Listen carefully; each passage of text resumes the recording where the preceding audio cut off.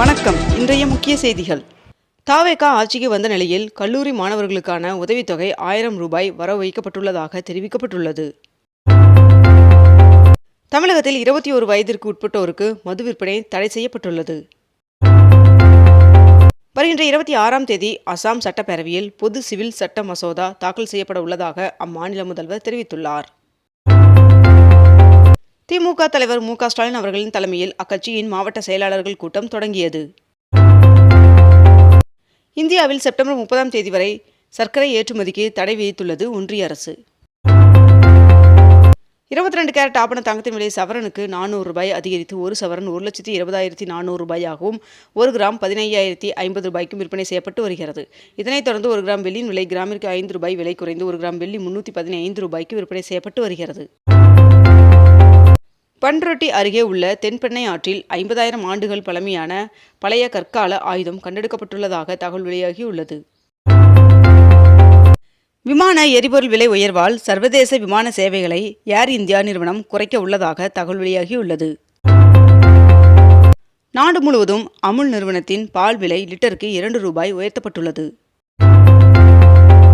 முதலமைச்சர் விஜய் அவர்கள் தமிழக சட்டசபையில் 144 பேர் ஆதரவை பெற்று பெரும்பான்மையை நிரூபித்துள்ளார். அதிமுகவில் சி.வி. சண்முகம் மற்றும் எஸ்.பி. வேலுமணி ஆகியோருக்கு ஆதரவாக செயல்பட்ட 26 மாவட்ட செயலாளர்களின் பதவிகளை பறித்து அவர்களுக்கு பதிலாக 17 புதிய மாவட்ட செயலாளர்களை நியமித்து அக்கட்சியின் பொதுச் செயலாளர் எடப்பாடி பழனிசாமி அவர்கள் உத்தரவிட்டுள்ளார். தமிழகத்தில் தஞ்சாவூர், திருவாரூர், நாகப்பட்டினம், மயிலாடுதுறை, புதுக்கோட்டை மற்றும் காரைக்கால் ஆகிய பகுதிகளில் இன்றும் நாளையும் கனமழை பெய்ய வாய்ப்புள்ளதாக வானிலை மையம் தகவல் தெரிவித்துள்ளது. சென்னையில் 13 புறநகர் ரயில் நிலையங்களில் 495 சிசிடிவி கேமராக்கள் பொருத்தும் பணி துவங்கியது. தமிழகத்தில் 12ஆம் வகுப்பு பொதுத் தேர்விற்கான தற்காலிக மதிப்பெண் சான்றிதழ் விநியோகம் தொடங்கியது.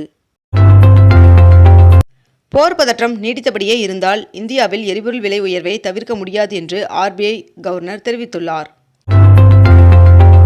இறக்குமதியை குறைக்கும் 37,500 கோடி ரூபாய் மதிப்பிலான நிலக்கரியை வாயுவாக்கும் திட்டத்திற்கு மத்திய அரசு ஒப்புதல் வழங்கியுள்ளதாக தகவல் வெளியாகியுள்ளது.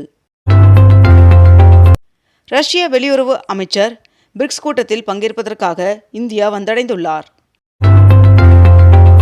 அதிமுக பொதுச் செயலாளர் எடப்பாடி பழனிசாமி அவர்கள் எங்களை நீக்கியது செல்லாது என்று சி.வி. சண்முகம் அவர்கள் தெரிவித்துள்ளார். தமிழக அரசின் புதிய தலைமை வழக்கறிஞராக விஜய் நாராயணன் அவர்கள் நியமனம் செய்யப்பட்டுள்ளார். 2026-27ஆம் ஆண்டிற்கான காரிஃப் பருவத்தில் நெல்லுக்கான குறைந்தபட்ச ஆதரவு விலை குவிண்டாலுக்கு 72 ரூபாயை உயர்த்த டெல்லியில் பிரதமர் நரேந்திர மோடி அவர்களின் தலைமையில் நடைபெற்ற ஒன்றிய அமைச்சரவைக் கூட்டத்தில் ஒப்புதல் வழங்கப்பட்டுள்ளது. நீட் தேர்வை முழுமையாக ரத்து செய்ய கோரி ஒன்றிய அரசிற்கு முதல்வர் விஜய் அவர்கள் கடிதம் எழுதியுள்ளார். ஜோதிடர் ரதன் பண்டிட் அவர்களின் நியமனம் ரத்து செய்யப்பட்டுள்ளது. எரிபொருள் சிக்கனத்திற்காக தனது பாதுகாப்பு வாகனங்களின் எண்ணிக்கையை குறைக்க பிரதமர் நரேந்திர மோடி அவர்கள் உத்தரவிட்டுள்ளார் என்று தகவல் வெளியாகியுள்ளது. சபரிமலை ஐயப்பன் சுவாமி கோவிலின் நடை இன்று திறக்கப்பட உள்ளதாக தெரிவிக்கப்பட்டுள்ளது. தென்மேற்கு வங்கக்கடலில் ஆழ்ந்த காற்றழுத்த தாழ்வு பகுதியாக வலுவடைந்தது என்று சென்னை வானிலை ஆய்வு மையம் தகவல் தெரிவித்துள்ளது. புதுச்சேரியில் 5வது முறையாக முதலமைச்சராக ரங்கசாமி அவர்கள் பதவியேற்றார். கோடை காலத்தில் தமிழகத்தில் குடிநீர் தட்டுப்பாடு ஏற்படாமல் இருக்க முன்னெச்சரிக்கை நடவடிக்கைகளை மேற்கொள்ள மாவட்ட ஆட்சியர்களுக்கு முதலமைச்சர் விஜய் அவர்கள் அதிரடி உத்தரவு பிறப்பித்துள்ளார். நாடு முழுவதும் 12ஆம் வகுப்பு CBSE பொதுத் தேர்வு முடிவுகள் வெளியானது.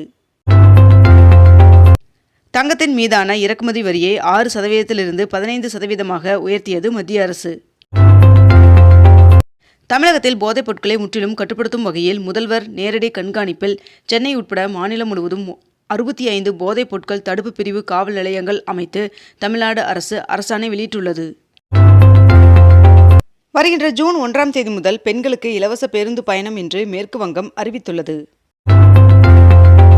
நீட் UG 2026ஆம் ஆண்டிற்கான தேர்வு ரத்து செய்யப்பட்டதற்கு MP கமலஹாசன் அவர்கள் கடும் எதிர்ப்பு தெரிவித்துள்ளார். அமீரகம், ஸ்வீடன், நார்வே உட்பட 5 நாட்களுக்கு பிரதமர் நரேந்திர மோடி அவர்கள் வருகின்ற 15ஆம் தேதி முதல் 20ஆம் தேதி வரை 5 நாடுகளில் 6 நாட்கள் அரசுமுறை சுற்றுப்பயணம் மேற்கொள்ள உள்ளார் என்று தகவல் வெளியாகியுள்ளது. கோடை விடுமுறை முகூர்த்த தினம் வார இறுதி நாட்கள் முன்னிட்டு சிறப்பு பேருந்துகள் இயக்கப்படும் என்று அரசு போக்குவரத்து கழகம் அறிவித்துள்ளது. பொன்னேரியில் அமைந்துள்ள கிருஷ்ண பெருமாள் சுவாமி கோவிலின் சித்திரை பிரமோற்சவத்தை முன்னிட்டு தெப்பம் உற்சவம் கோலாகலமாக நடந்தது. இந்திய அரசிடம் 60 நாட்களுக்கு தேவையான கச்சா எண்ணெயும் 45 நாட்களுக்கு தேவையான LPG எரிவாயும் கையிருப்பு உள்ளதாக ஒன்றிய அமைச்சர் ஹர்தீப் சிங் அவர்கள் தகவல் தெரிவித்துள்ளார். கோவையில் உள்ள வெள்ளியங்கிரி மலைக்கு பக்தர்கள் செல்வதற்கு இன்று முதல் தற்காலிக தடை விதிக்கப்படுவதாக தெரிவிக்கப்பட்டுள்ளது. இந்த ஆண்டிற்கான பருவமழை முன்கூட்டியே பெய்ய வாய்ப்புள்ளதாக வானிலை மையம் தகவல் தெரிவித்துள்ளது. தமிழகத்தில் டாஸ்மாக் கடைகளை 2 மணி நேரம் குறைக்க தமிழக அரசு முடிவு செய்துள்ளதாக தகவல் வெளியாகியுள்ளது.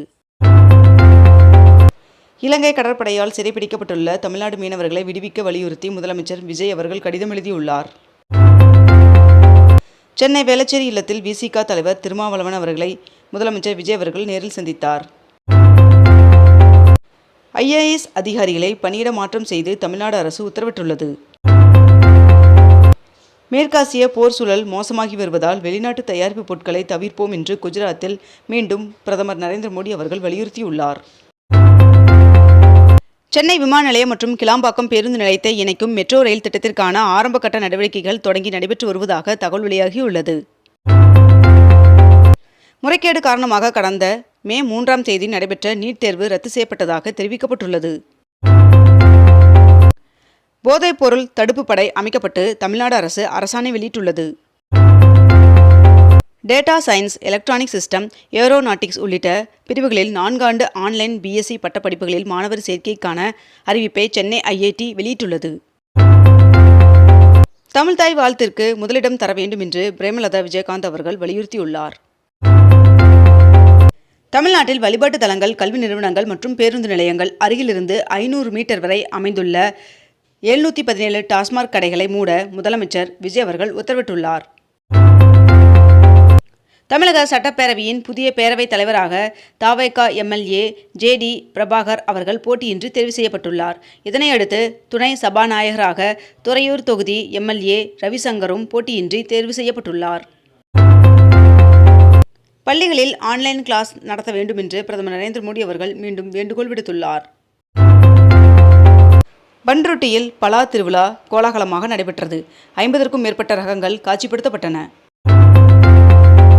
தமிழக முதல்வர் விஜய் அவர்கள் இம்மாத இறுதியில் 2 நாள் பயணமாக தலைநகர் டெல்லிக்கு செல்ல உள்ளார் என்று தகவல் வெளியாகியுள்ளது. இத்துடன் இன்றைய தலைப்புச் செய்திகள் நிறைவடைகின்றன. மேலும் இதுபோன்ற அண்மை தகவல்களை உடனுக்குடன் தெரிந்து கொள்ள அக்னிபூ சேனலை சப்ஸ்கிரைப் செய்து கொண்டு தொடர்ந்து இணைந்திருங்கள். நன்றி, வணக்கம்.